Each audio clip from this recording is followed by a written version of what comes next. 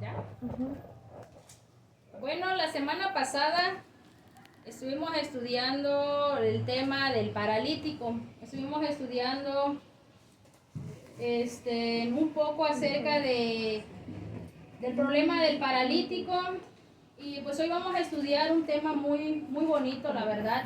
Les invito a que busquen en sus Biblias, en el libro de Marcos, capítulo 2. Marcos, capítulo 2, versículo 13. Marcos, capítulo 2, versículo 13. El llamamiento de Leví. ¿Ya lo encontraron? ¿Quién conoce a Leví? ¿Han escuchado de Leví? Mateo. Vamos a leer, dice aquí. Después volvió a salir al mar y toda la gente venía a él y les enseñaba. Y al pasar, vio a Leví, hijo de Alfeo, sentado al banco de los tributos públicos y le dijo, sígueme. Y levantándose, le siguió. Aconteció que estando Jesús a la mesa en casa de él, muchos publicanos y pecadores estaban en la mesa juntamente con Jesús y sus discípulos, porque había muchos que le habían seguido. Y los escribas y los fariseos, viéndole comer con los publicanos y los pecadores, dijeron a los discípulos, ¿qué es esto que él come y bebe con los publicanos y pecadores?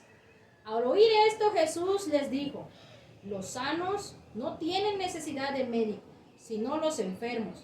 No he venido para llamar a justos, sino a pecadores. Amén. Amén. Con estas palabras vamos a empezar el capítulo 28 del Deseo de todas las gentes, titulado Leví Mateo. Vamos a orar para pedirle dirección a Dios, que sea Él el que guíe este estudio, que sea Él el que nos dirija y nos dé las palabras de sabiduría para poder expresar lo que Él tiene en sus escrituras. Vamos a orar.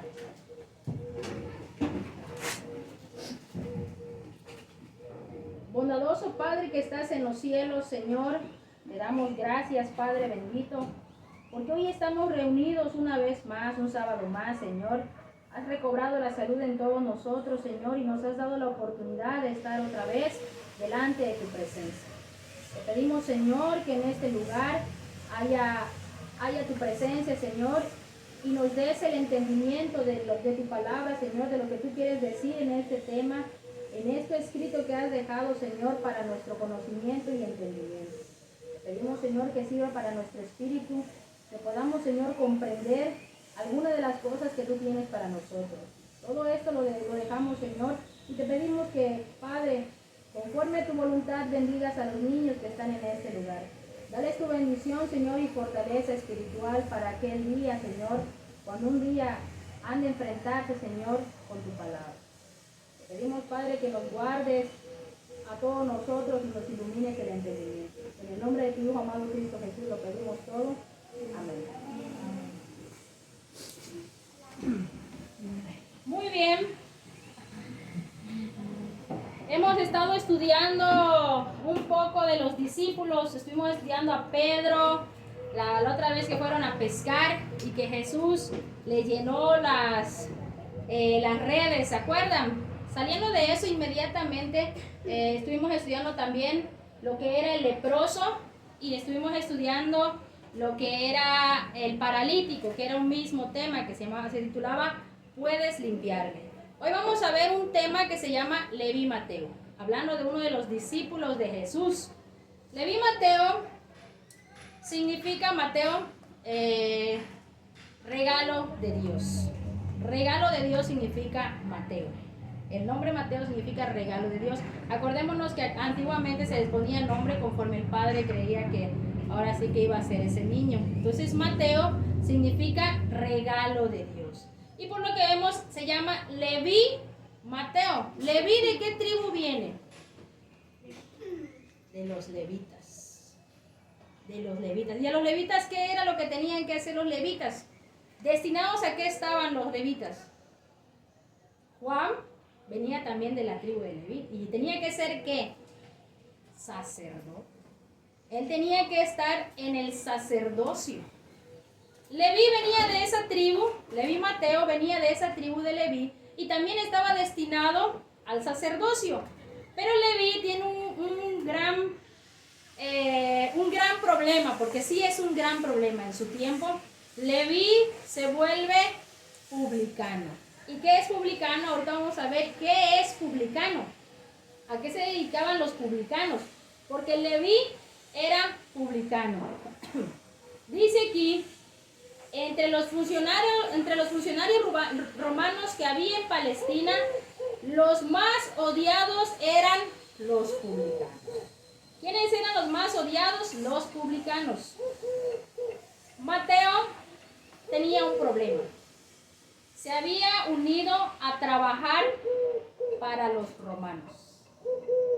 Los romanos recaudaban impuestos, ¿sí? Ellos recaudaban impuestos, pero para Roma. Entonces, un judío o alguien que trabajaba vamos a decir, para los romanos era considerado traidor de la nación. Leví Mateo era un traidor de la nación. Era un apóstata.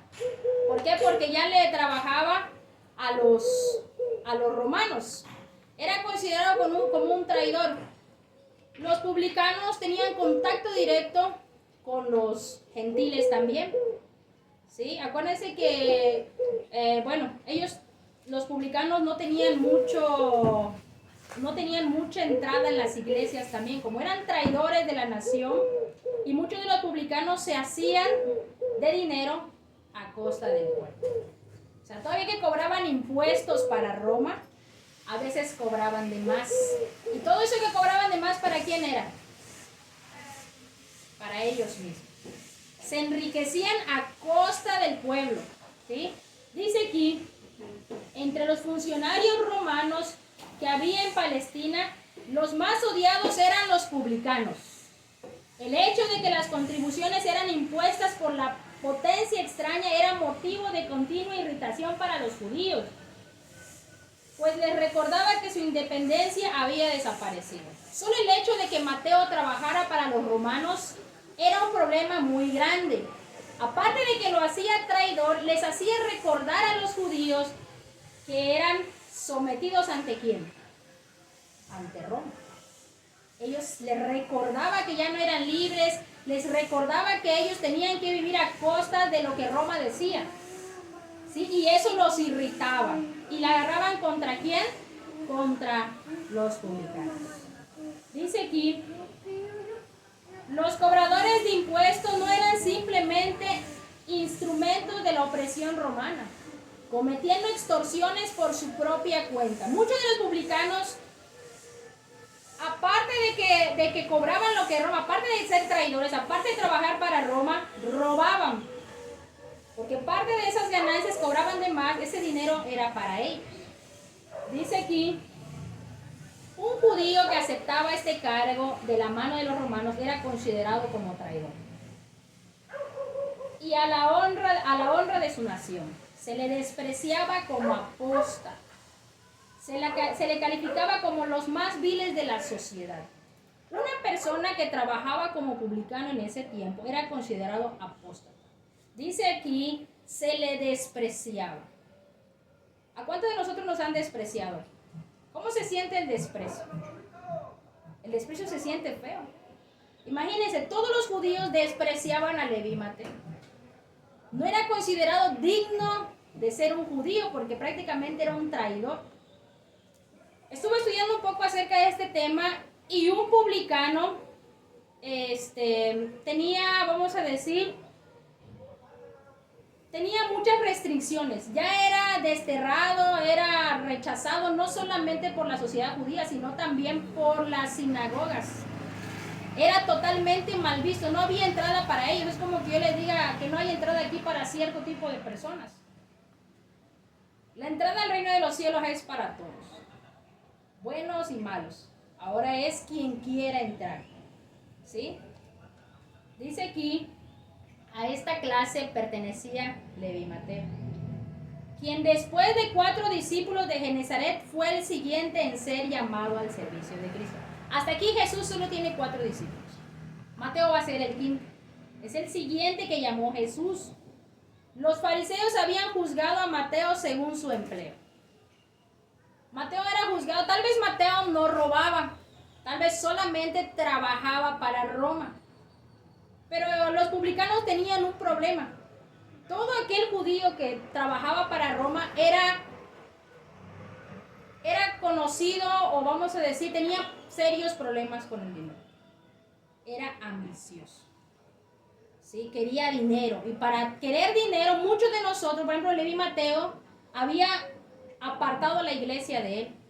Porque al trabajar como publicano, tenías que dejar que la iglesia, tenías que aceptar el rechazo de toda, tal vez hasta de tu familia, porque él tenía, su destino de Leví Mateo era ser sacerdote. Pero Leví Mateo dijo, no, yo quiero ser publicano, quiero ser traidor.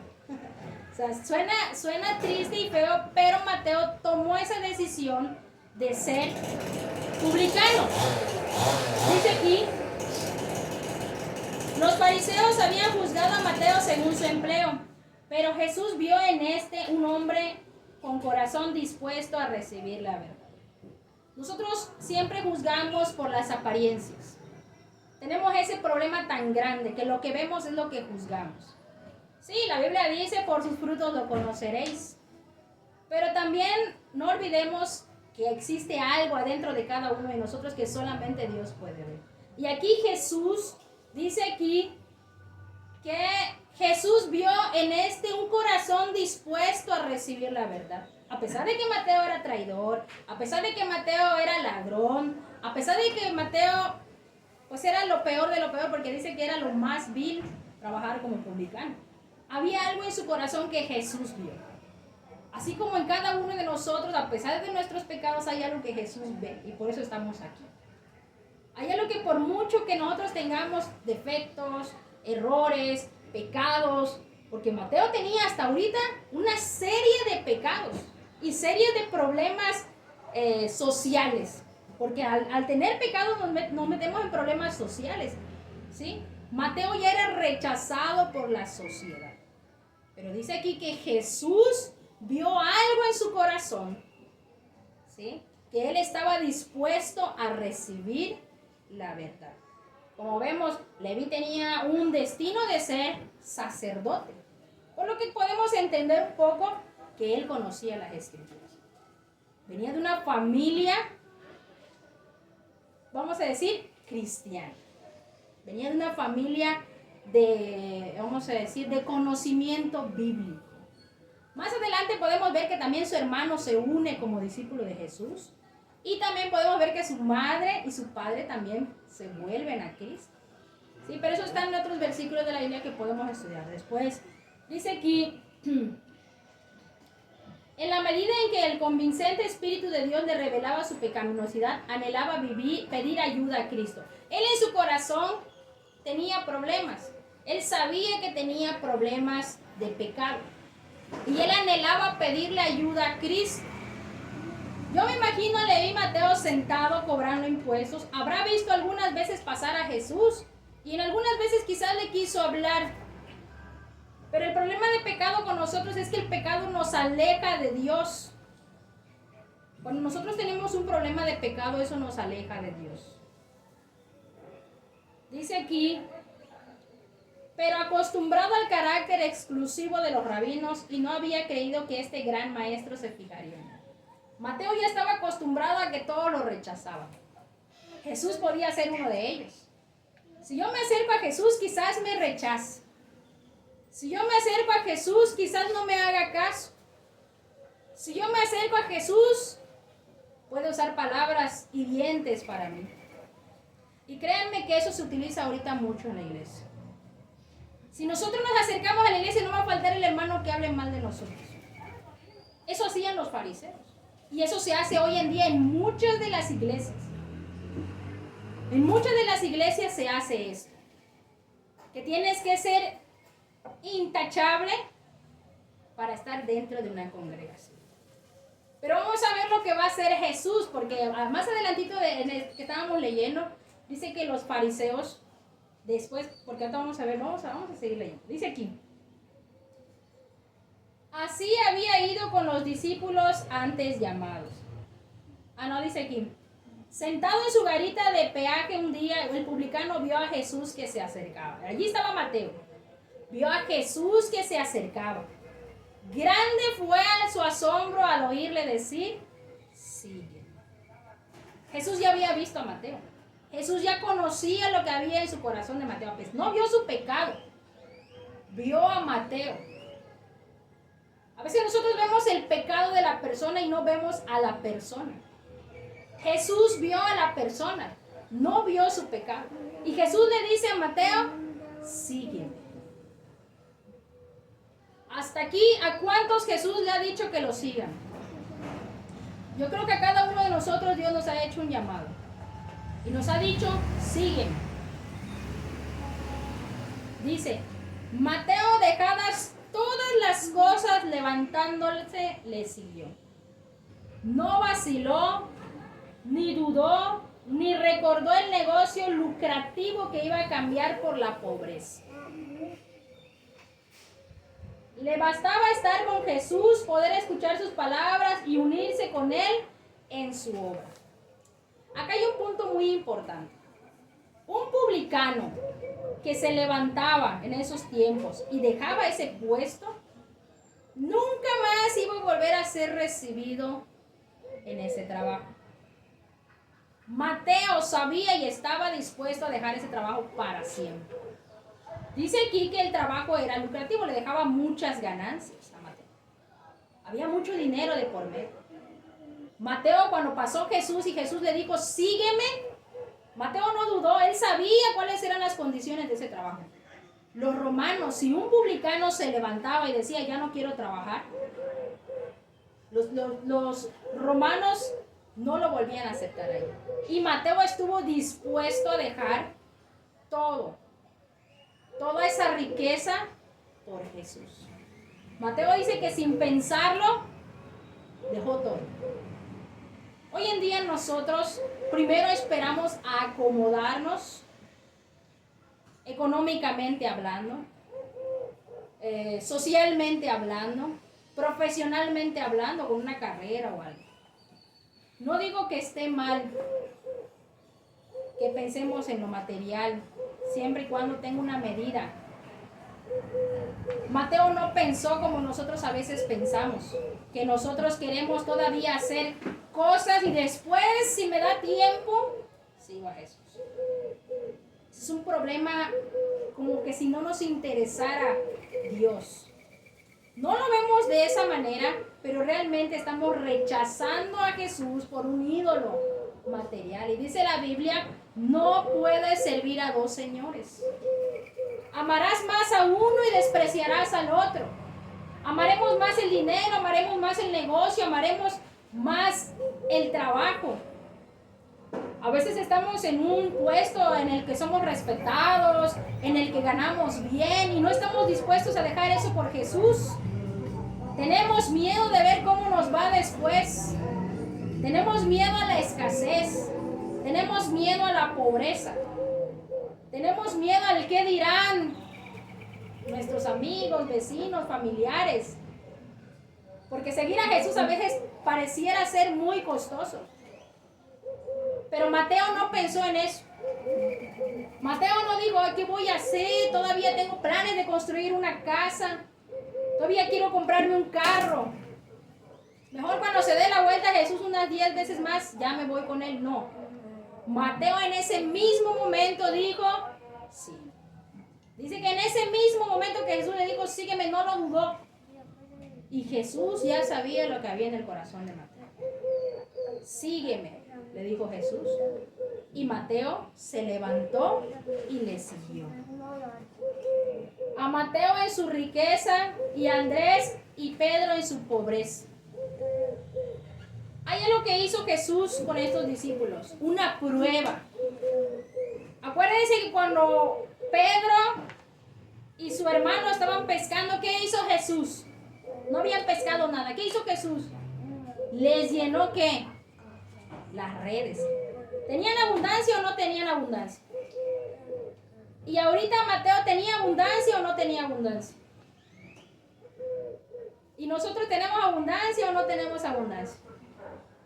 Tal vez tenemos lo necesario, pero no estamos dispuestos a dejar eso que tenemos ahorita por seguir el camino de Jesús. No estamos dispuestos. Dice Elena G. de White que es más difícil llevar la copa llena que la copa vacía.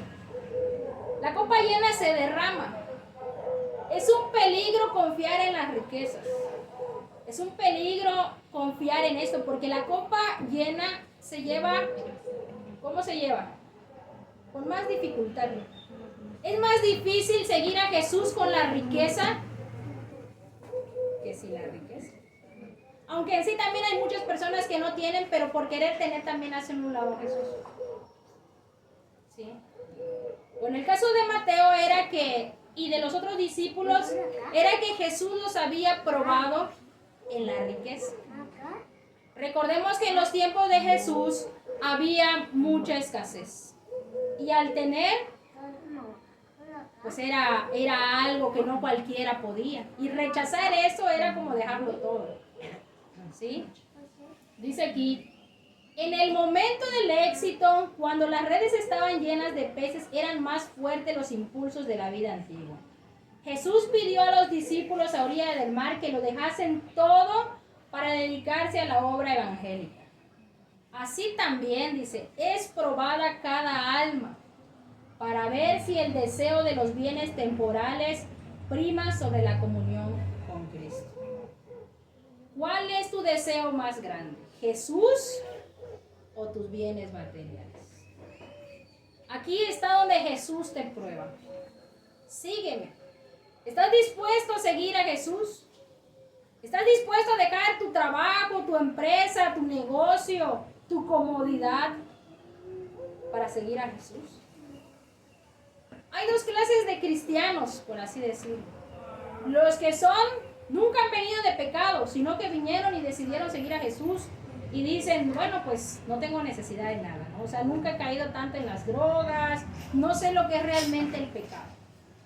Simple y sencillamente sigo a Jesús porque me nace seguirlo. Y hay otro tipo de cristianos que vienen de lo más bajo. Alcohólicos, drogadictos, personas por las cuales Jesús ha hecho muchas cosas y ha obrado maravillosamente en su vida. Yo la otra vez le pregunté a mi cuñada, ¿tú por qué vienes aquí? Tiene una familia, tiene a mi hermano, no padece económicamente. Viene porque quiere aprender, porque la realidad de esta vida es que todos necesitamos a Cristo. Y hay gente que ha venido que tiene una necesidad más grande. Alcohólicos, drogadictos, problemas de depresión, de ansiedad, gente que no está bien y que también busca a Jesús. ¿Sí? Dice aquí, los buenos principios siempre son exigentes. ¿Han escuchado la frase, lo barato sale caro? Dice aquí Elena G. de White, los buenos principios siempre son exigentes. Lo bueno siempre va a costar un sacrificio. Lo bueno siempre tendrá una exigencia. No podemos seguir lo bueno solo porque sí. Hay cosas que vamos a tener que dejar y tenemos que estar dispuestos a hacerlo. Nadie puede tener éxito en el servicio de Dios a menos que todo su corazón esté en la obra. Aquí está un punto muy importante. Nadie puede tener éxito en el servicio de Dios a menos que todo su corazón esté en la obra. Y tenga todas las cosas por pérdida frente a la excelencia del conocimiento de Cristo. ¿Qué tanto has dado tú por Jesús? Dice aquí, nadie puede tener éxito en el servicio de Dios a menos que todo su corazón esté en la obra. Cada cuanto trabajas en la obra de Dios. No puedes tener éxito, dice, a menos que todo tu corazón, tu mente, tu cuerpo esté en la obra. Y yo quiero recalcar esto. Vamos a buscar en nuestras Biblias rapidito el libro de Filipenses. Filipenses 3. Filipenses.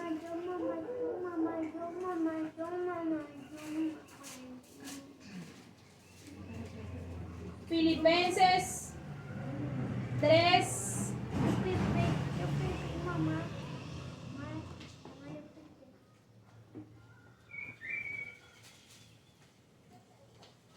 A ver. Dice aquí. Filipenses 3:7. El apóstol Pablo dice así: pero cuantas cosas eran para mí ganancia, las he estimado por pérdida, por amor a Cristo. Y ciertamente dice aquí, aún estimo todas las cosas como pérdida, por la excelencia del conocimiento de Cristo Jesús, mi Señor, por el cual lo he perdido todo y lo tengo todo por estiércol para ganar a Cristo y ser hallado en él, no teniendo mi propia justicia que es la ley, sino lo que es por la fe de Cristo y la justicia que es de Dios por la fe. ¿Tú tienes algo? ¿Quieres seguir a Jesús? Tenlo por perdido. Hay cosas que Dios va a dejar en nuestra vida y hay cosas que Dios va a quitar. Si tu problema es la ambición, ¿cuál es el problema de Leví Mateo?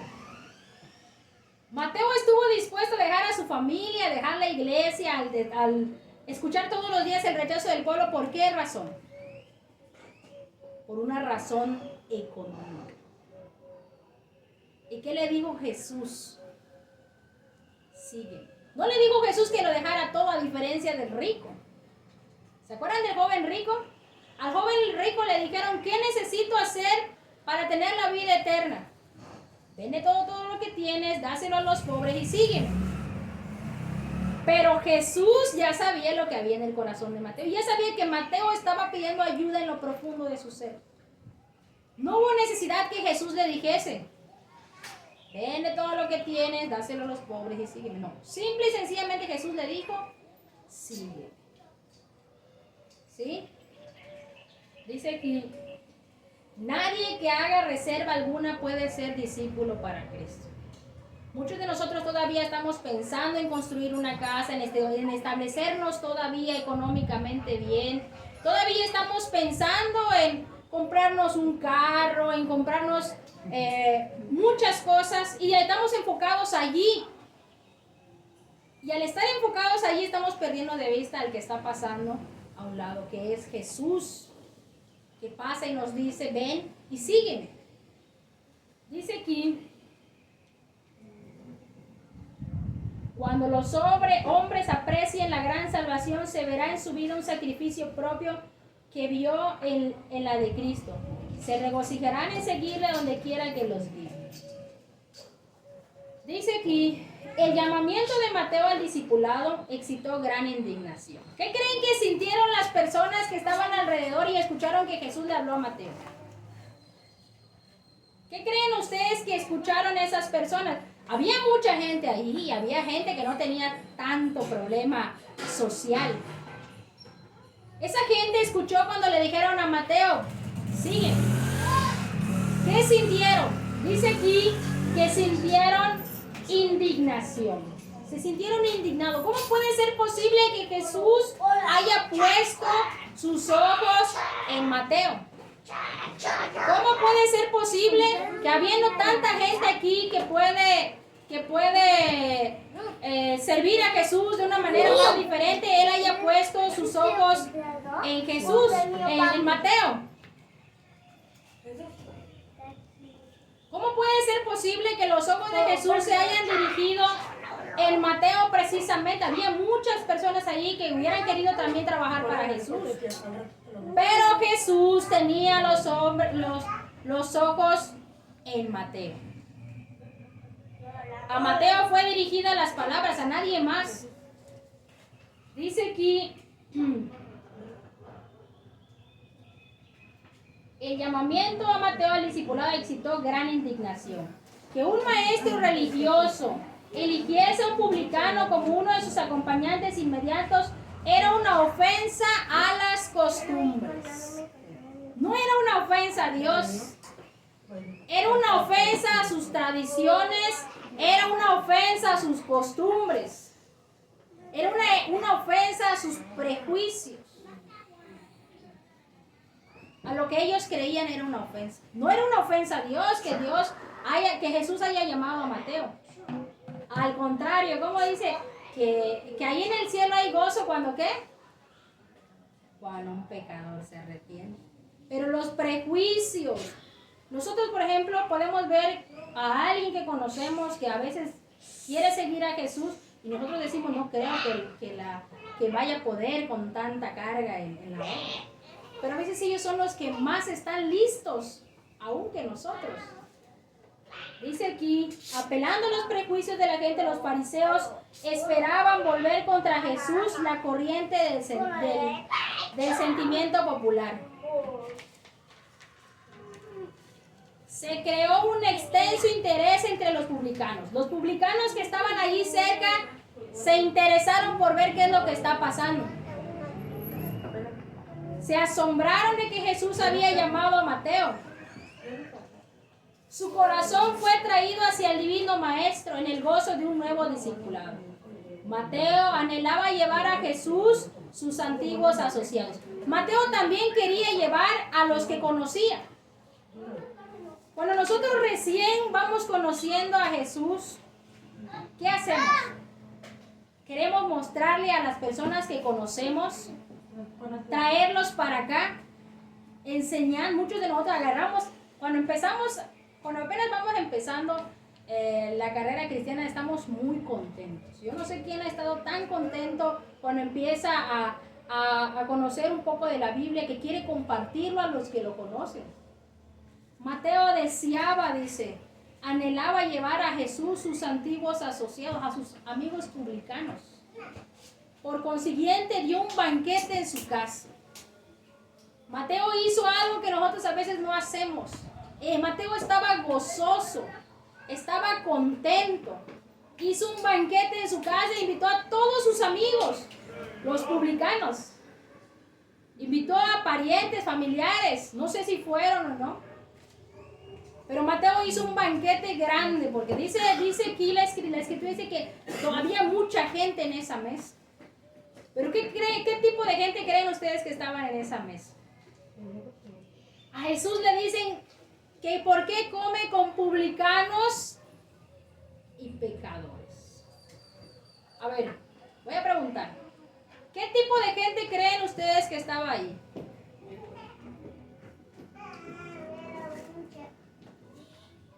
¿Qué tipo de gente creen ustedes que estaba comiendo en la mesa y en la casa de Leví Mateo? Pecadores. Los más desterrados de la sociedad. Había de todo, que yo no puedo decir qué tipo de pecados habían hecho, pero ¿quién se llevaba con los publicanos? ¿Quién creen ustedes que se llevaban con los publicanos? A veces entre pecados hasta nos llevamos más con los que son de nuestro mismo nivel, ¿no? Muchos de nosotros, bueno, tal vez hay gente que le da miedo acercarse hasta un pastor. Lo siente más santo, ¿no? Es decir, más consagrado. Pero entre hermanos sí nos hablamos porque nos sentimos como que del mismo nivel, ¿no? ¿Qué tipo de nivel social tenían los publicanos? ¿Quiénes creen ustedes que convivían con los publicanos? Jesús dijo, y no sé si usar la palabra o no, lo publiqué en mi estado esta vez, no sé si lo leyeron, pero Jesús dijo que las mujeres que ejercen pues la vida galante, vamos a decir así, y los publicanos están más cerca del reino de los cielos. ¿Sí? ¿Qué tipo de gente habían con los publicanos? Los más miserables de la sociedad. los más pecadores, si así lo quieren considerar. Aunque todos seamos pecadores, como que tenemos rangos. Como que estamos por niveles, ¿no? ¿Quién peca más? ¿Quién peca menos? Pero pecado es pecado ante los ojos de Dios. Pues en la mesa de Mateo estaban los más pecadores. De hecho, aquí Elena G. de White dice aquí.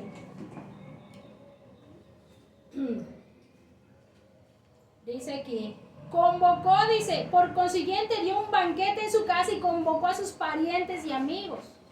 No solo fueron incluidos los publicanos, sino también muchos otros de reputación dudosa, proscritos por sus vecinos más escrupulosos. Proscrito significa excluido. La gente más vil estaba en ese banquete que hizo. El agasajo, ese momento, dice, fue dado en honor de Jesús. Imagínense, los más pecadores organizaron, Mateo organizó eso, invitó a los más pecadores para que vaya Jesús. Era en honor de Jesús. Y Jesús no dudó en aceptar esta cortesía. Jesús dijo, ay no, son los más pecadores. ¿Qué van a decir los fariseos de mí? ¿Qué van a decir los sacerdotes si yo voy a sentarme con ellos? No. Jesús no dudó en ir a sentarse con ellos. Dice aquí, bien sabía que esto ofendería al partido farisaico y le comprometería a los ojos del pueblo. Jesús sabía que esto iba a ser mal visto. Jesús sabía que esto le iba a traer tal vez problemas sociales. Pero ninguna cuestión de política podía influir en sus acciones. Para él no tenían peso las distinciones externas. Lo que traía su corazón era un alma sedienta del agua de vida. Jesús se sentó como huésped, honrado. Se sentía más honrado allí que con los fariseos. Hay un versículo en la Biblia, en el libro de Salmos, Salmo 1. Bienaventurado el varón que no anduvo en consejo de malos, ni en silla, ni en mesa de escarnecedores se ha sentado. A nuestra vista ahorita, si viéramos ahorita un grupo como ese, nosotros pensaríamos que Jesús está sentado con los escarnecedores. Podríamos decir que Jesús está en contra de su palabra, pero no. Los que realmente eran escarnecedores, ¿quiénes eran? ¿Quiénes eran los escarnecedores ahí? Más adelante vamos a ver. Dice aquí, los hombres anhelaban hacerse dignos de su confianza. Estos hombres estaban muy felices. ¿Han visto cuando una persona, no sé si alguna vez les ha tocado ver a algún hermano que tenga problemas de vicio y todo? Cuando deja su vicio, va, se baña y viene y se sienta a escuchar la palabra de Dios. Un cambio total, pone su mejor ropa, se perfuma, viene y se sienta. Y los hermanos, nosotros a veces volteamos y lo vemos otra vez. Bueno, al menos todavía está aquí, ¿no? Dice aquí,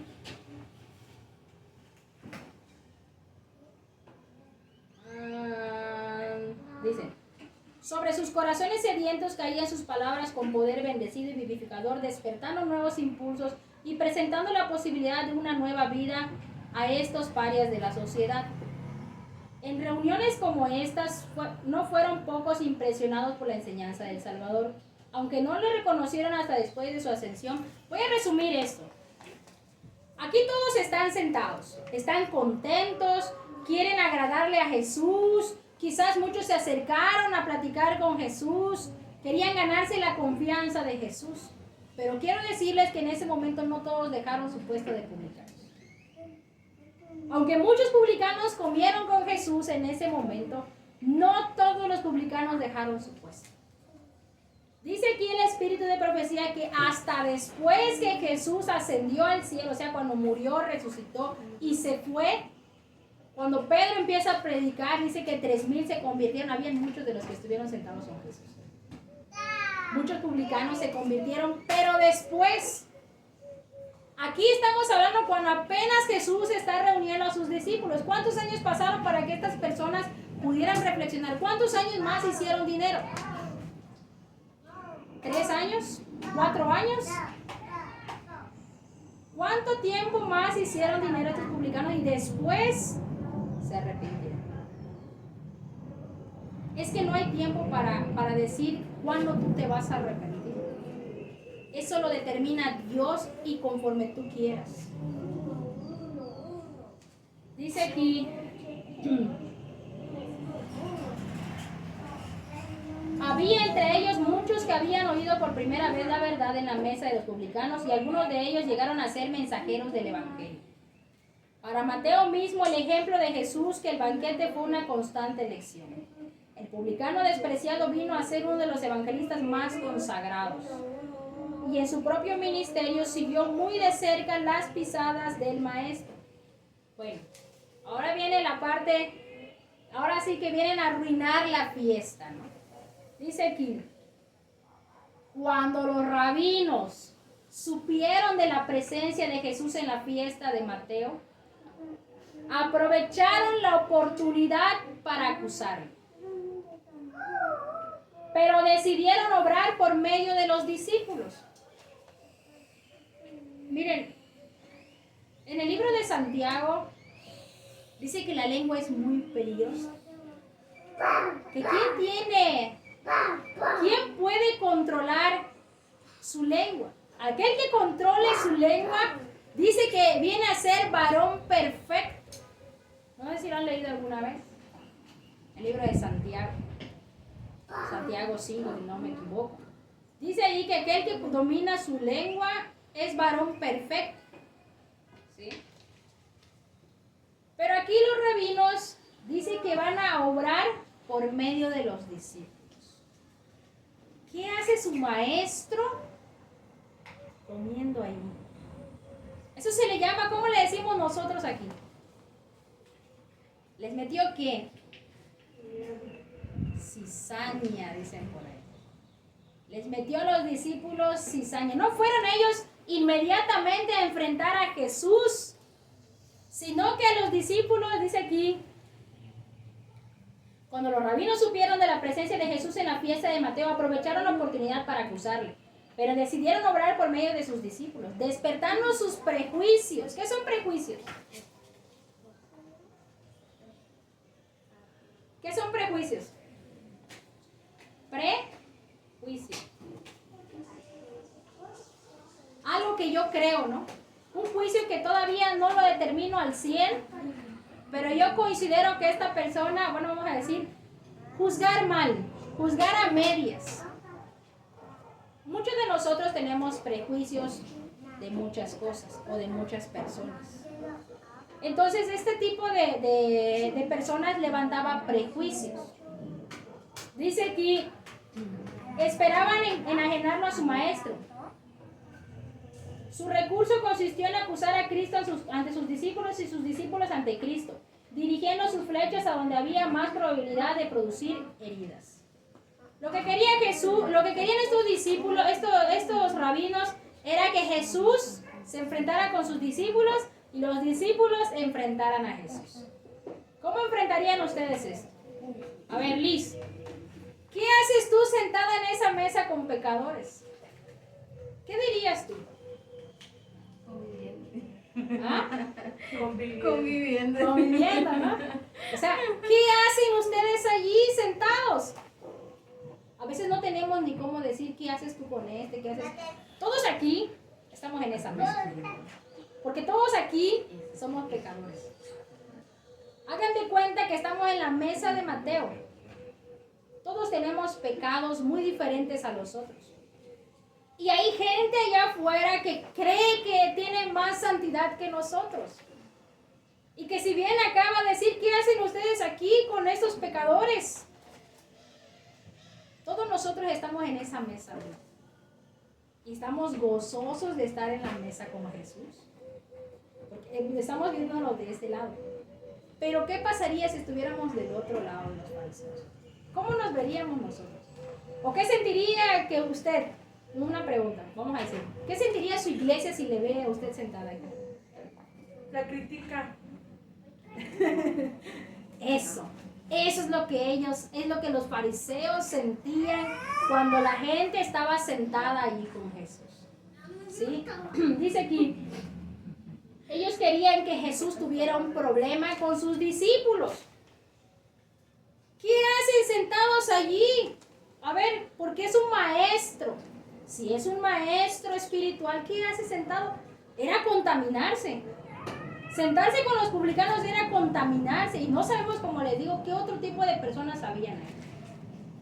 Era como contaminarse. Pero sabemos que Jesús no se contamina. Y agarraron un pretexto. Lo voy a resumir porque está un poco largo. Se acordaron de Juan. ¿Juan comía con ellos? Sí. Acuérdense que Juan era una persona aislada. Salía, dice Elena de White en el Espíritu y Profecía, que de vez en cuando salía a convivir, a ver la naturaleza, a ver cómo estaba la sociedad en ese momento. Pero él no era de ese tipo de persona como está hablando ahorita Jesús. Jesús era más de convivir con la gente. ¿Y cómo le llamaron a Jesús? Glotón y bebedor. Y a Juan, como le decían, que no comía ni bebía, porque acuérdense que Juan llevaba una estricta manera de comer. Y quisieron poner en contra también a los discípulos de Juan contra Jesús. Hicieron como que estaban del lado de Juan, cuando nunca estuvieron del lado de Juan el Bautista. Nunca estuvieron del lado de Juan el Bautista. Ve a sentarte allá porque... Sí, ve allá. Nunca estuvieron los fariseos del lado de Juan. Nunca. Pero ahorita están haciendo creer que estuvieron del lado de Juan. Y van y llaman también a los discípulos de Juan. Pero acuérdense que Juan dijo que él era el amigo de ¿quién? Del esposo. Y le van a preguntar a Jesús algo. Dice aquí, ¿por qué vuestro maestro come con los publicanos y pecadores? Preguntaron los rabinos. Jesús no esperó que los discípulos contestasen la acusación. ¿Qué pueden contestar los discípulos? Pues no sé. Quizás hasta ellos estaban allá. Dice aquí, sino que él mismo replicó, los que están sanos no tienen necesidad de médico, sino los enfermos. ¿Cuándo los rabinos habían llamado a Jesús a comer con él? Andad pues y aprended qué cosa es misericordia quiero y no sacrificio. Porque no he venido a llamar a justos, sino a pecadores al arrepentimiento. Los fariseos pretendían ser espiritualmente sanos y por lo tanto no tener necesidad de médico, mientras consideraban que los publicanos y los gentiles estaban pereciendo de las enfermedades del alma. ¿No consistía pues su obra como médico en ir a la clase que necesitaba ayuda? Si los fariseos se sentían sanos, ellos eran maestros de la ley y eran médicos, ¿por qué nunca acudieron a los publicanos que tenían una enfermedad espiritual? Ellos, los fariseos, lo que hacían era cuidarse de no contaminarse. Eso era lo que ellos hacían. Se cuidaban de no contaminarse. Vamos a decir, querían mantener su santidad. Y Jesús les dijo, misericordia quiero, no sacrificio. Quiero que tú te pongas en su lugar. Quiero que tú entiendas un poco más cómo o qué siente esta persona. A nosotros se nos hace fácil juzgar y no nos ponemos en el lugar de la persona.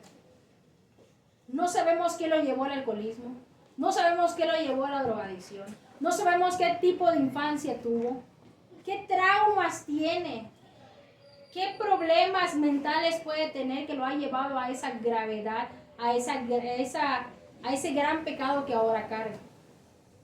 Jesús quiere que nosotros tengamos misericordia. ¿Quién tiene misericordia aquí? ¿Quién puede ponerse en el lugar de otro y decirle, te entiendo? Es muy raro que nosotros podamos entender a la otra persona. Y es muy duro que otra persona que nunca ha caído en un vicio tan grande pueda entender qué siente un alcohólico, qué siente un drogadicto. Es muy difícil. ¿Sí?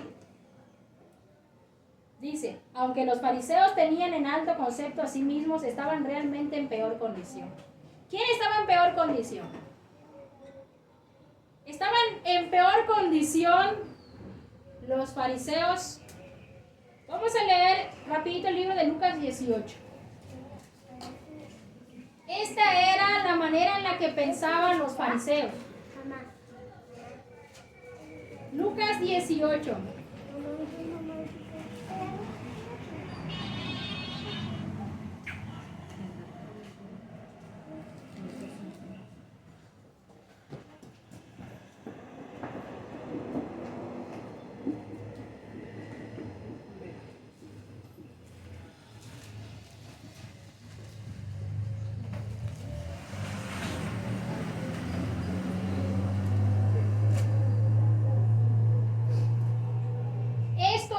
Pensaban los fariseos y por eso Jesús nunca los justificó.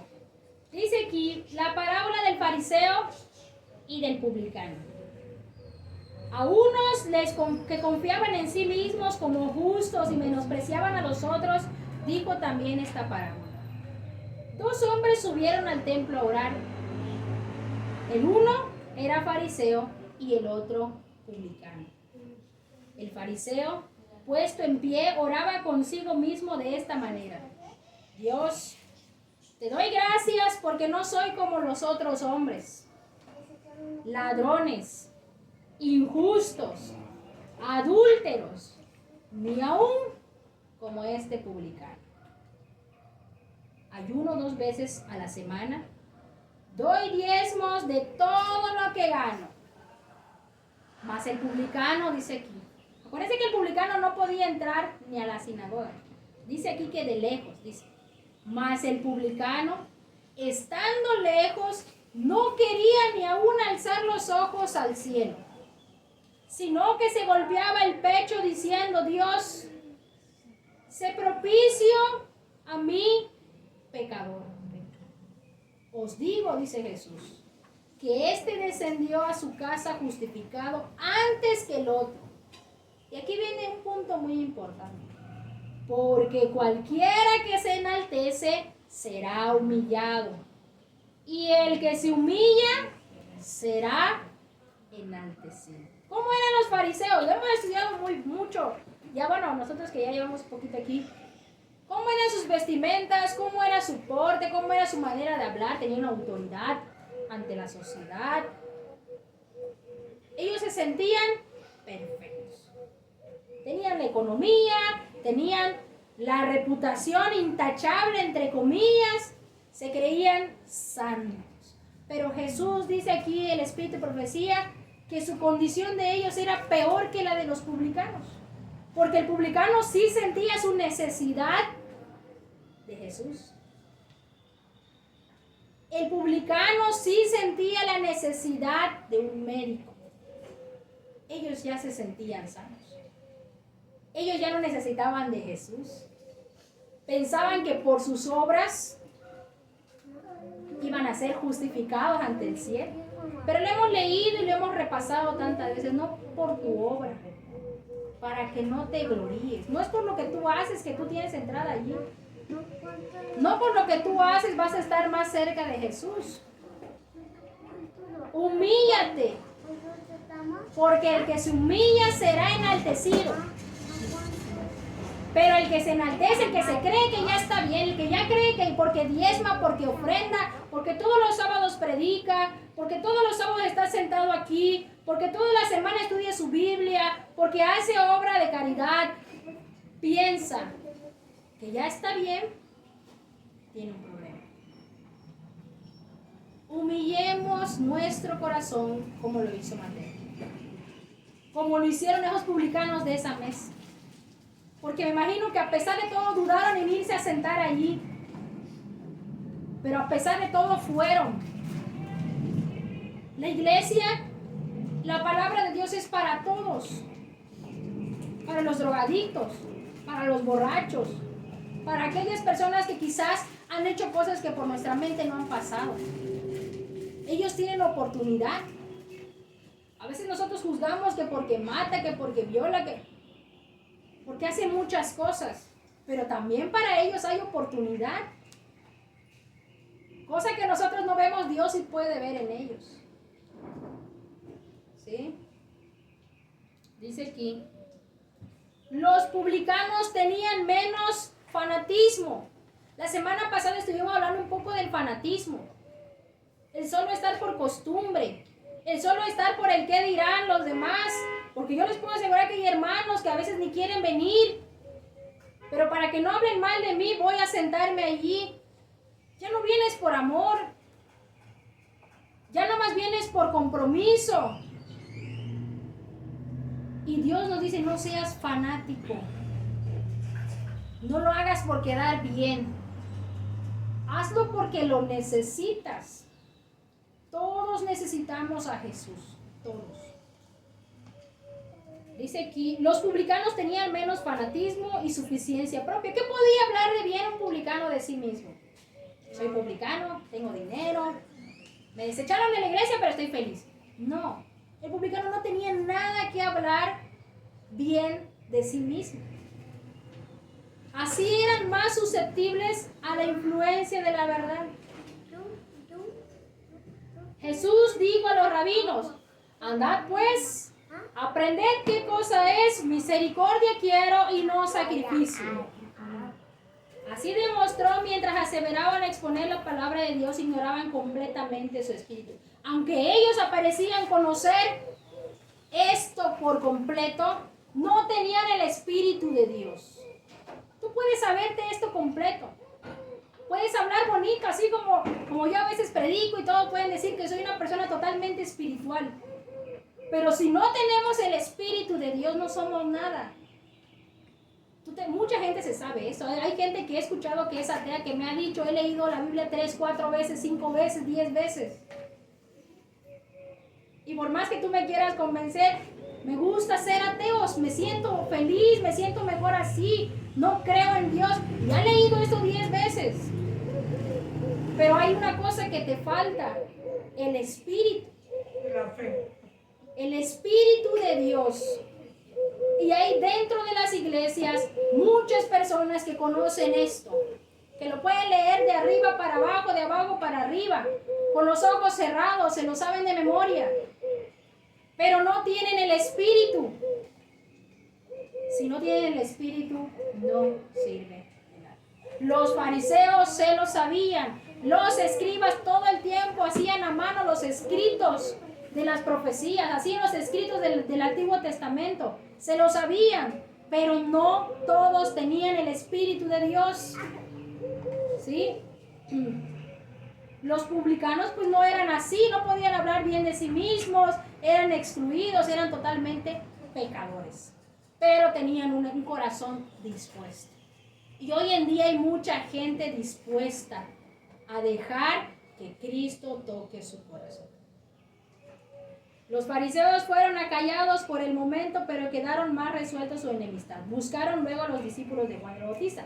Es lo que les comenté. Primero fueron y quisieron enfrentar a Jesús con sus discípulos. Jesús ya resolvió esto.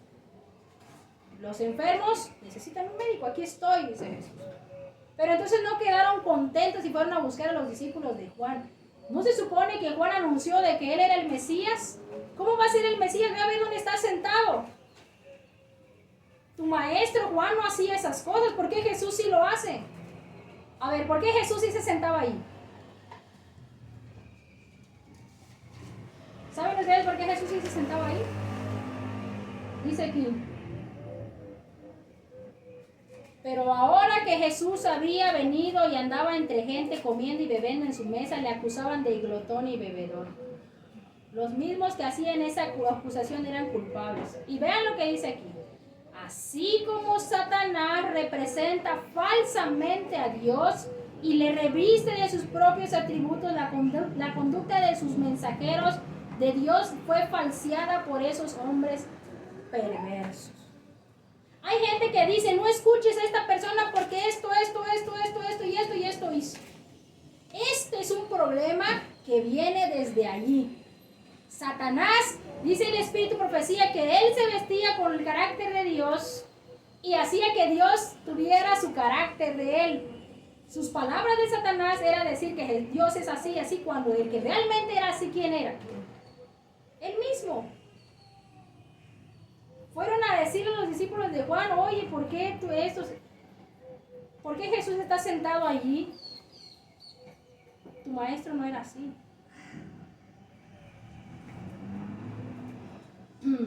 Sostuvieron que Jesús anulaba las antiguas tradiciones y pusieron en contraste la austera piedad del Bautista contra la conducta de Jesús al comer con los publicanos y pecadores. Los discípulos de Juan estaban entonces en gran aflicción. Los discípulos de Juan no comprendían bien la obra de Cristo. Pensaban que tal vez las acusaciones de los fariseos tenían algún otro fundamento. Observaban muchas reglas proscritas por los rabinos y hasta esperaban ser justificados por las obras de la ley. Dice aquí, ¿dónde estoy? Dice aquí, así como Satanás representa falsamente a Dios y reviste de sus propios atributos, la conducta de los mensajeros de Dios fue falseada por los hombres perversos. Muchos de nosotros cuando venimos a escuchar aquí, nos dicen, ¿qué vas a hacer allí? Ellos nos llaman apóstatas, ¿no? ¿Cómo nos llaman? Apostataron de la fe. La salvación es ¿para quién? Para la iglesia organizada. Si tú te vas, eres considerado como ¿qué? Apóstata. Estás rechazando la verdad.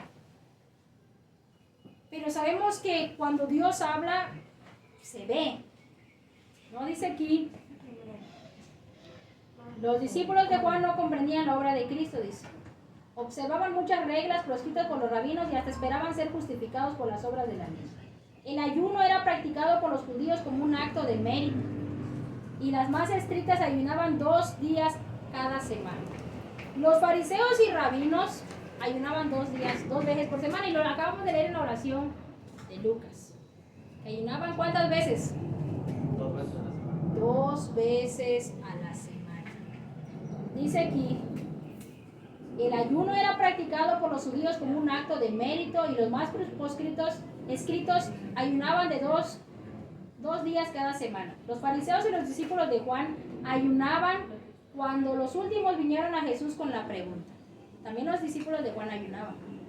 Y fueron a buscar a los discípulos de Juan, y vinieron los discípulos de Juan y le preguntaron a Jesús, ¿por qué nosotros y los fariseos ayunamos más veces y tus discípulos no ayunan? Pregunta, ¿por qué los discípulos de Jesús no ayunaban?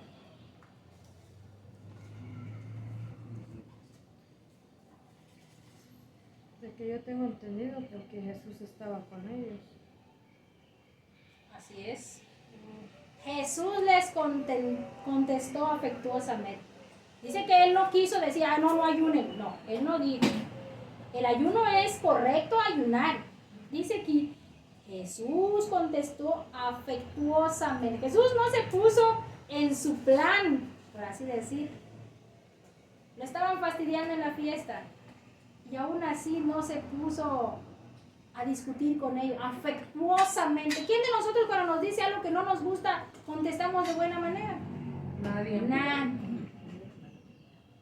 Me dicen, le digo. Y si me vuelve a decir, le vuelvo a decir también. Así hasta que uno gane.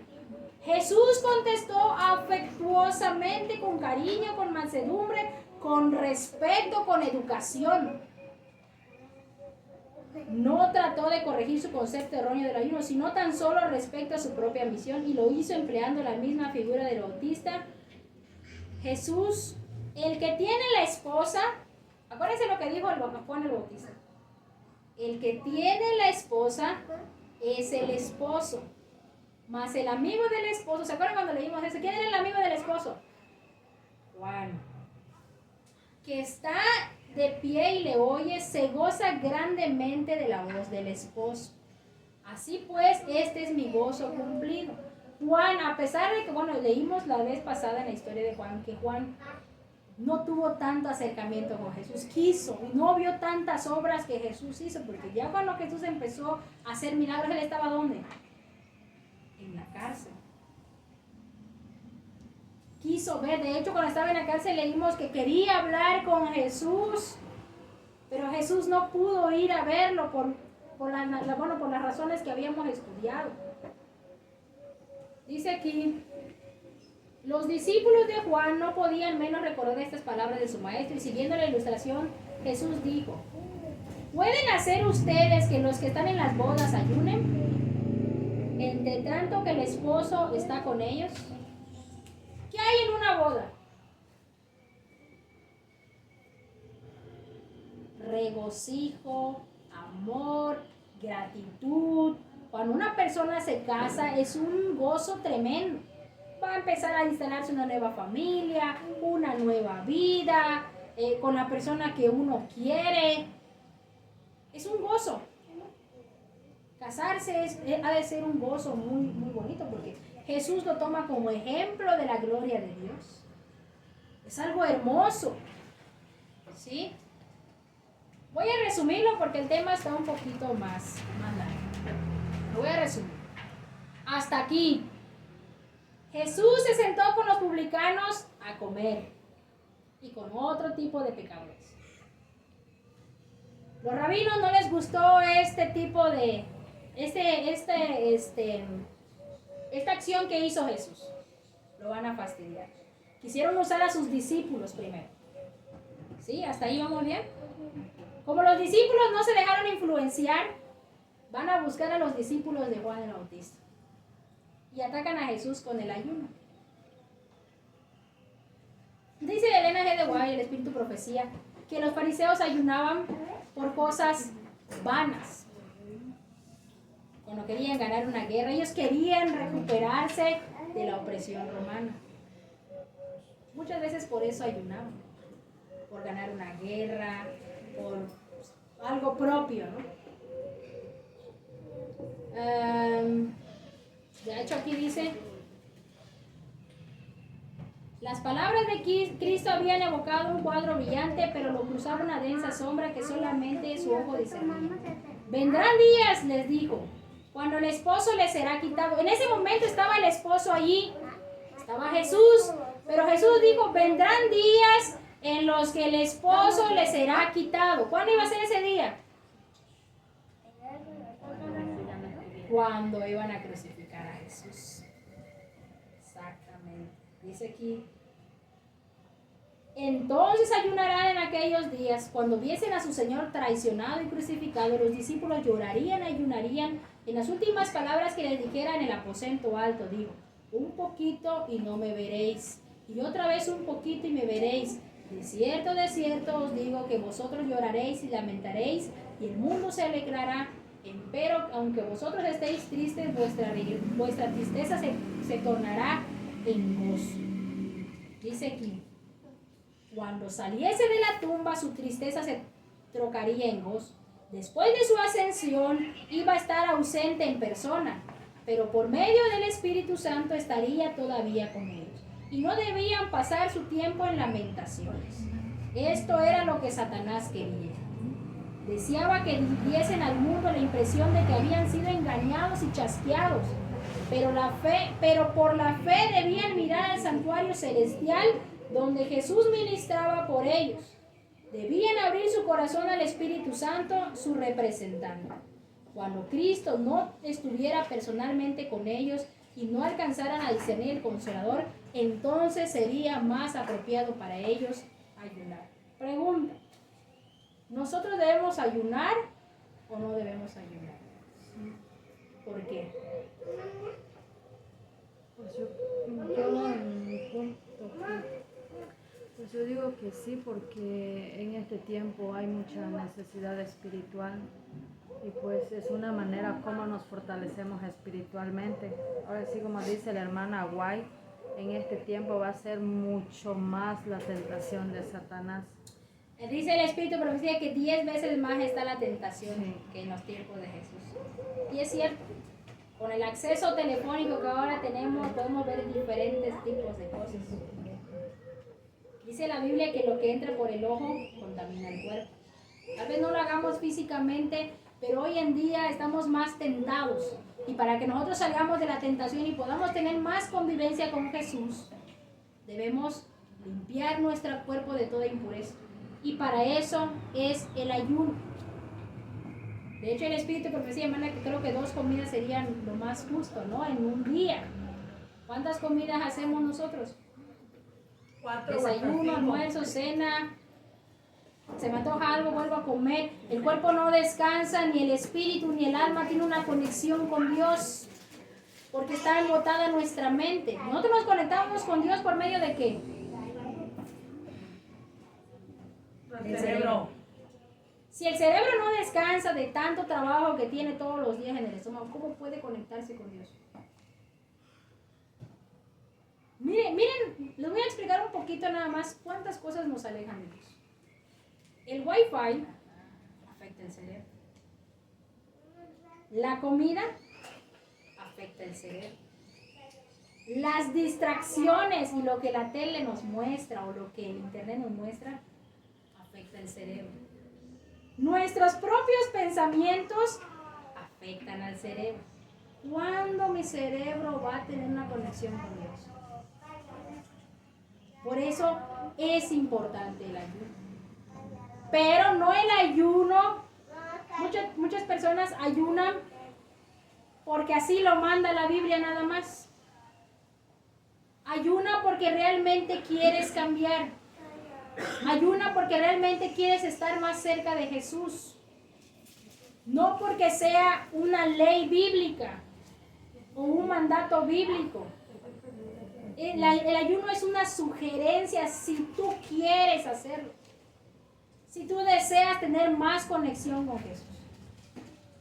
Porque el ayuno también, si tú no lo haces bien, se vuelve una carga. Estás ayunando, pero deseando comer esto, deseando. El ayuno no solamente es dejar de comer. Sí, dice aquí.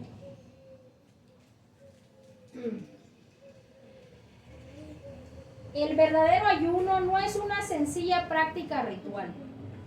La Escritura describe así el ayuno que Dios ha escogido. Este es el ayuno que Dios ha escogido.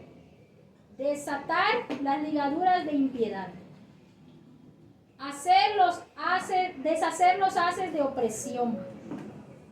Y dejar ir libres a los quebrantados y que rompáis todo yugo. Que derrames tu alma al hambriento y saciares al alma afligida. ¿Viene Semana Santa o ya estamos en Semana Santa? Ya estamos. Bien. La verdad no estoy muy bien. Ya perdí la noción del tiempo. Así. Ahorita muchas religiones van a entrar en qué? Tal vez no en un ayuno, porque muchas religiones ahorita no van a comer carne. Solo carne. Pero al menos hacen el sacrificio.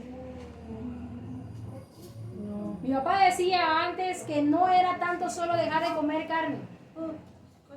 Hay que dejar de ver la televisión, hay que dejar de hacer eso, hay que dejar de hacer lo otro. Si realmente quieres una conexión con Dios. Ese era un consejo que me daba mi papá. Pero no solo es en estos tiempos. O sea, yo no estoy en favor de eso, pero lo que yo quiero darles a entender es que debería ser siempre. Hoy la gente piensa que solo en estas fechas se hace. No, nosotros debemos hacerlo siempre si queremos tener una conexión con Dios. Tenemos una necesidad y no nos estamos dando cuenta. Los publicanos todavía se daban cuenta de su necesidad. Ya nosotros ya nos acostumbramos que solo venimos a escuchar. Pero aquí dice Jesús que no. Llegarán días en los que les será quitado el esposo. Entonces tendrán que anular. ¿Sí? Dice aquí, por favor. Ya para terminar esto les voy a comentar algo rapidito.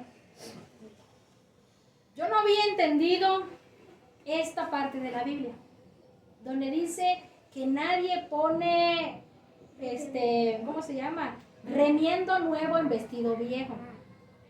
Y nadie echa vino en odres, nadie echa vino nuevo en odres viejos. Yo no lo había entendido. Muchas veces me hice esa pregunta y ya había yo leído este capítulo, pero no me acordaba.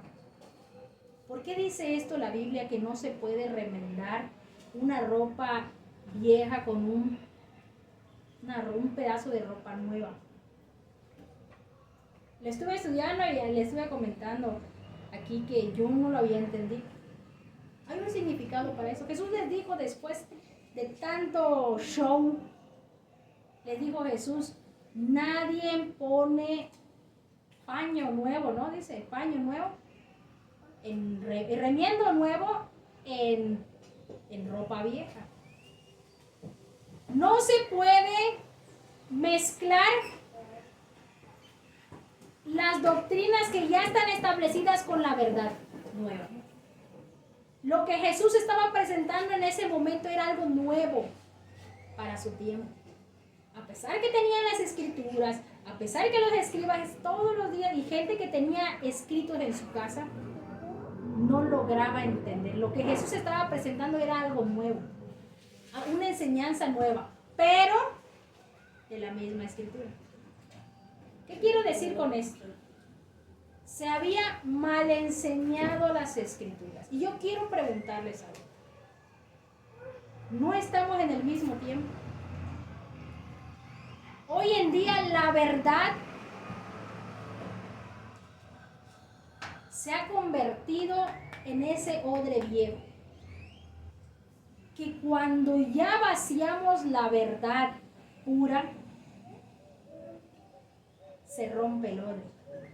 Las religiones de este tiempo, quiero decir, ya se contaminaron con tradiciones, ya parecen más el mundo. Las diferentes religiones. En este tiempo de Semana Santa, todas las religiones, la mayoría, no va a celebrar.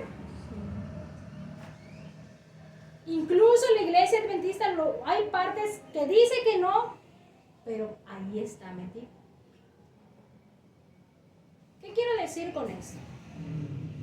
Esta enseñanza que tenemos ahorita acerca del ayuno, la enseñanza que tenemos del gozo con Jesús, del convivir con gente, que entender un poquito tal vez más a esa gente que viene más de abajo, no debería ser una enseñanza nueva para nosotros. Esto está escrito ¿desde qué tiempo estamos leyendo esto? Desde los tiempos de Jesús. Estas enseñanzas que estamos teniendo ahorita no debería ser algo nuevo. Esto no debe ser nuevo para nosotros. El espíritu de profecía no debe ser nuevo para nosotros. Y hay una parte muy importante que dice aquí. Lo voy a ver si lo encuentro. Donde dice que si tú ya probases el vino fermentado, el vino bueno ya no te va a saber igual. Si tú ya te contaminaste con esas enseñanzas, la verdad no va a entrar, no te va a gustar.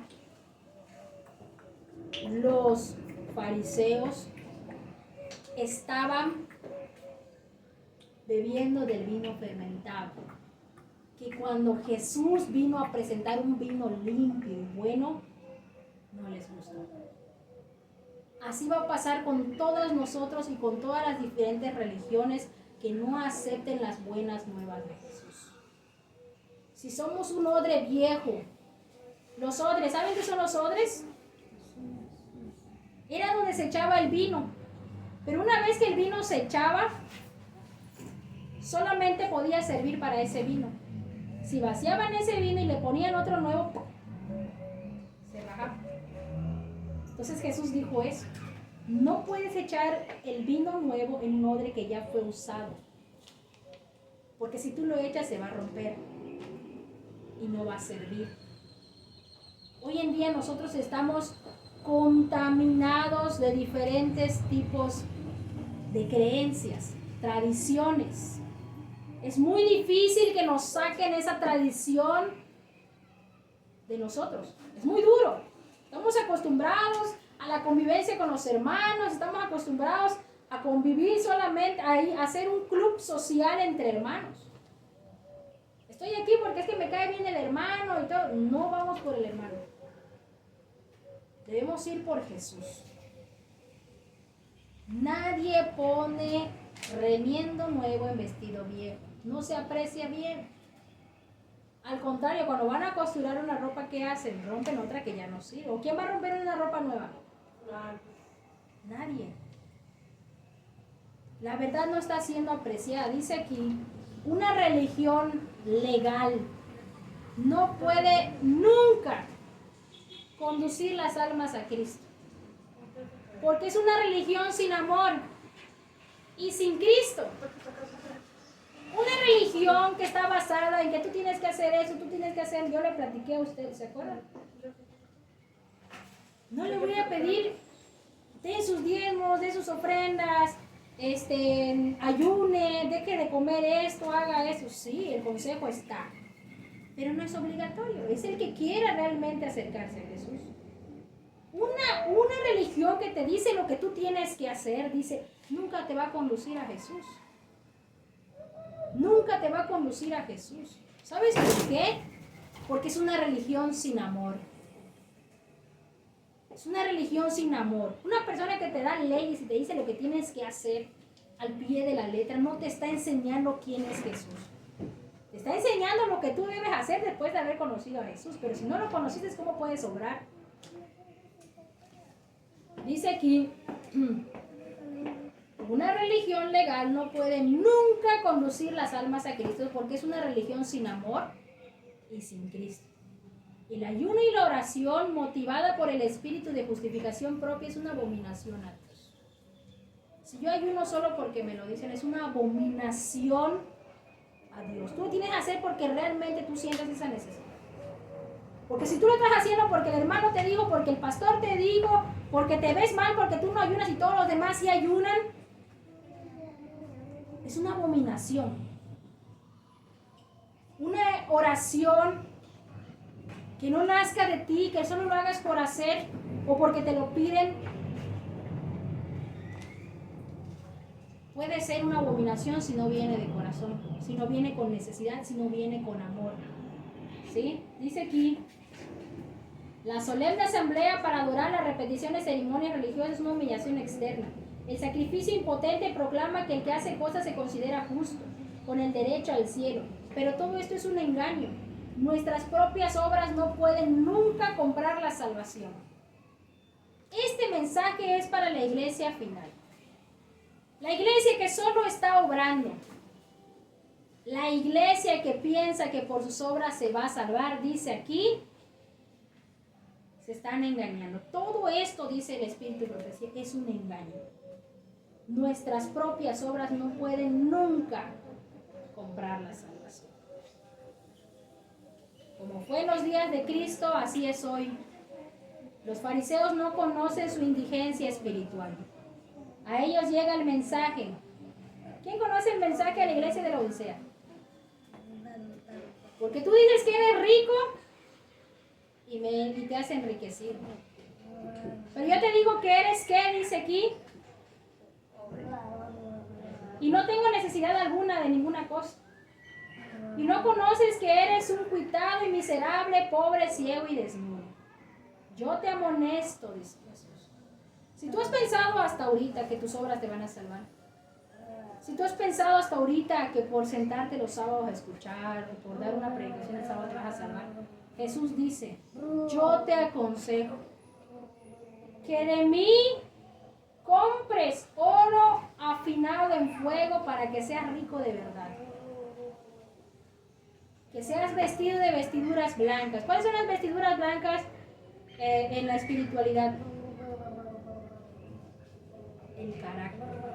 Yo te aconsejo que cambies ese carácter que tienes. ¿Pero de quién lo vamos a comprar? de Jesús.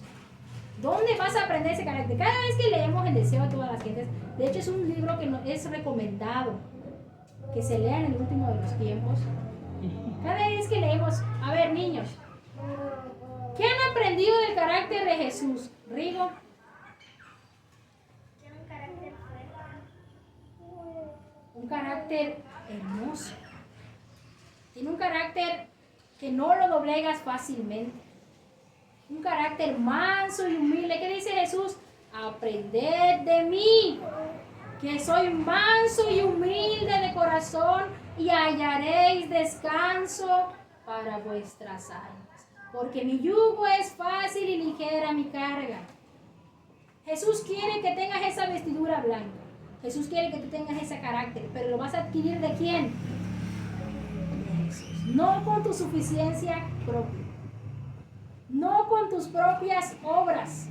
Es tu acercamiento a Jesús el que te dará la vestidura blanca, el que te dará, el oro refinado en fuego para que seas rico de verdad.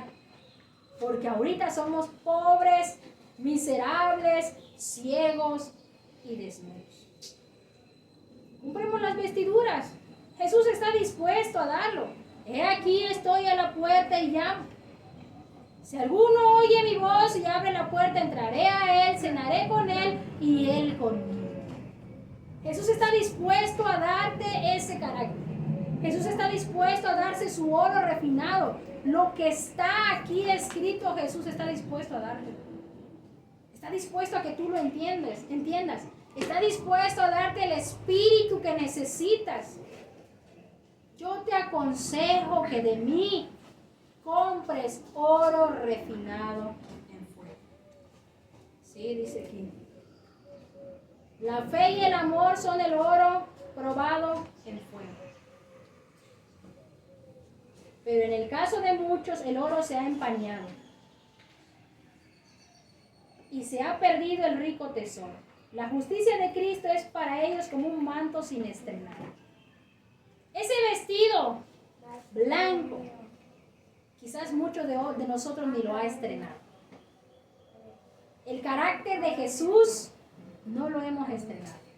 Ninguno de nosotros lo lleva en nuestra vida. ¿Quién lo lleva? ¿Quién lleva esa vestidura blanca? ¿Quién lleva? Está colgado, el traje está colgado, esa vestidura blanca está allí. Porque dice aquí el espíritu de profecía, la justicia de Cristo es para ellos como un manto sin estrenar. Está nuevecito. No lo has usado, lo tienes allí, pero no lo quieres usar. Una fuente sellada. A ellos dice, tengo contra ti que has dejado tu primer amor. Recuerda por tanto de dónde has caído y arrepiéntete. Y haz las primeras obras. Si no, pues vendré presto a ti y quitaré tu candelero de su lugar. Si no te hubieres arrepentido. Y volvemos a tocar.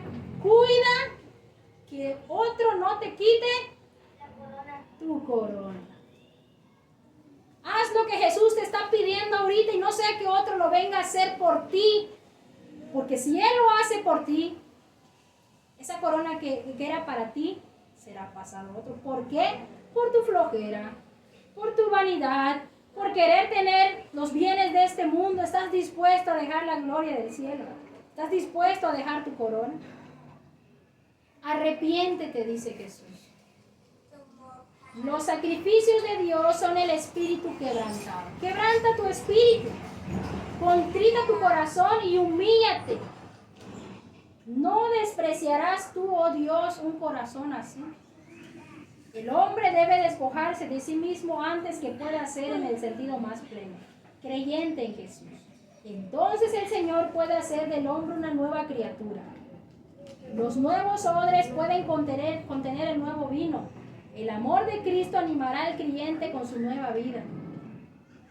Aquel que mira al autor y consumador de nuestra fe se manifestará en el carácter de Cristo. Hasta aquí. ¿Tienen alguna duda? ¿Alguna pregunta? ¿Algo que no hayamos tocado y que quisieran saber? ¿Liz? Rigo? ¿Carlitos? Cookie. Qué tarde lo veo, pero Ustedes. Lo único que les puedo decir es que en este tiempo estamos viviendo el mismo tiempo de Jesús, solo que 10 veces peor. El pecado está a la puerta, ¿sí? Como dice la Biblia. Pero tú te enseñorearás de él. Eres tú, puedes. Si Jesús está contigo, ¿quién contra ti? Ahora es preguntarnos, ¿realmente está Jesús conmigo? ¿Estoy viviendo con Jesús? ¿Estoy haciendo la obra de Jesús? Leví Mateo no se puso a pensar 2 veces. Se levantó, dejó todo aquello que a Mateo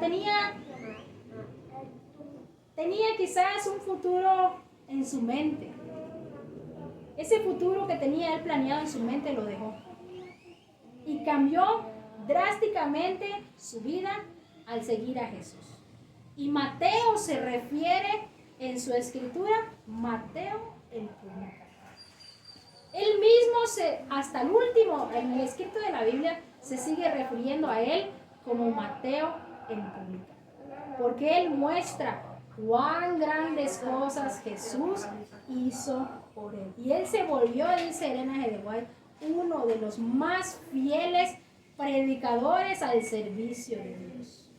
Un publicano, un rechazado, un traidor, un egoísta, una persona que deseaba y anhelaba tanto los bienes de este mundo, cambió drásticamente su vida y se volvió a Jesús. ¿Cuántas cosas no puede hacer Jesús por nosotros? Tal vez nosotros no seamos tan traidores, tal vez nosotros no seamos tan pecadores, entre comillas. ¿Qué nos impide a nosotros tomar esa vestidura blanca? ¿Qué nos impide a nosotros seguir a Jesús? Tengamos en cuenta esas palabras que nos dice la Escritura. Y hasta aquí, pues, terminamos el tema del día de hoy. Y pues vamos a cantar un himno. Vamos a pasar por las ofrendas y oraremos por los alimentos y por el tema de hoy.